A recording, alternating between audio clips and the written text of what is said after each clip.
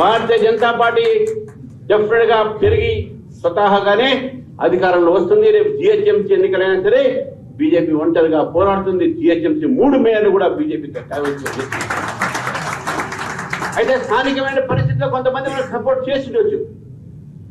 అది మాత్రం అలయన్స్ కాదు, అది కేవలం లోకల్ కండిషన్స్ లో అక్కడ ఇండివిజువల్ గా తీసుకున్న డిసిషన్ మాత్రమే. ఎందుకంటే ఒక పార్టీ పూర్తిగా మనకు సపోర్ట్ చేయలేదు, కొంతమంది అటు చేశారు ఇటు చేశారు. కానీ ఈ సందర్భంగా అన్ని పార్టీలను అడుగుతా ఉన్నాను.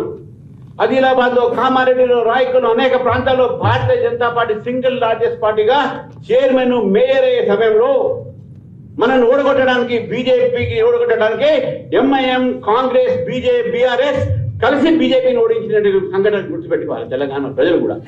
ఈ 3 పార్టీలు కూడా బీజేపీని పెరగకుండా చేసే ప్రయత్నం చేస్తున్నారు. కాబట్టి Bharatiya Janata Party is now force with reckon with in Telangana.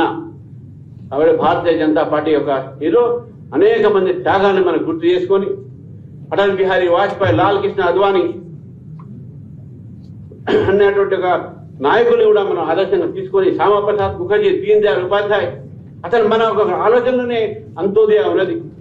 బడుగు బలహీన వర్గాల కోసం పనిచేయాలనే ఆలోచన, సబ్కా సాత్ సబ్కా వికాస్, సబ్కా ప్రయాస్, సబ్కా విశ్వాస్ అనే సిద్ధాంతంతో మనం ముందుకు పోవాలని చెప్పిగా కార్యకర్తలను కోరుతూ, అందరి కార్యకర్తలు మనం కోరుతున్నాం. మన ముందు ఉన్నటువంటి సమయాన్ని, మన కార్యక్రమాన్ని ముందుకు తీసుకుపోయి మనం డెఫినెట్ గా భారతీయ జనతా పార్టీని తెలంగాణలో అధికారంలో తీసుకువస్తామని చెప్పేసి నాకు నమ్మకం ఉంది పూర్తిగా.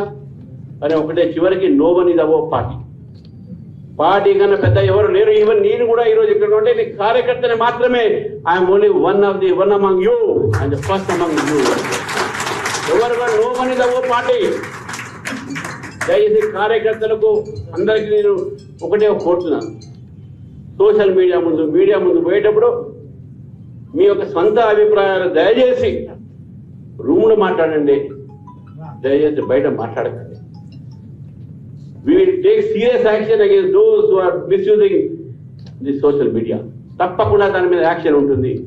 ఎవరైనా సరే, ఎంత పెద్దవాడైనా సరే, సోషల్ మీడియాలో ఒకరి మీద, నాయకుల మీద, కార్యకర్తల మీద, పార్టీ మీద, పార్టీ యొక్క అంశాలపైన, పార్టీ దీని మీద ఈరోజు వాళ్ళందరినీ కూడా నేను చెప్తున్నాను ఈరోజు.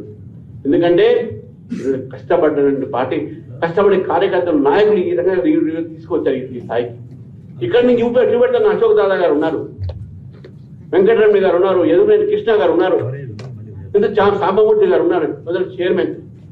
ఎంతో మంది కార్యక్రమాలు, కాసిపేట లింగయ్య గారు, రామకృష్ణ గారు, వీళ్ళందరూ కూడా ఆ రోజు పార్టీ ఏం లేనప్పుడు వాళ్ళు పార్టీలో పనిచేసుకుంటూ సర్పంచ్ నుంచి ఎమ్మెల్యే దాకా అయిన వ్యక్తులు వాళ్ళు.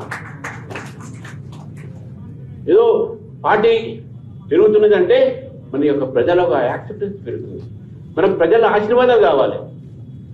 దయచేసి లెట్ us be united. మన ఐక్యత్వాన్ని మనం ప్రదర్శిద్దాం.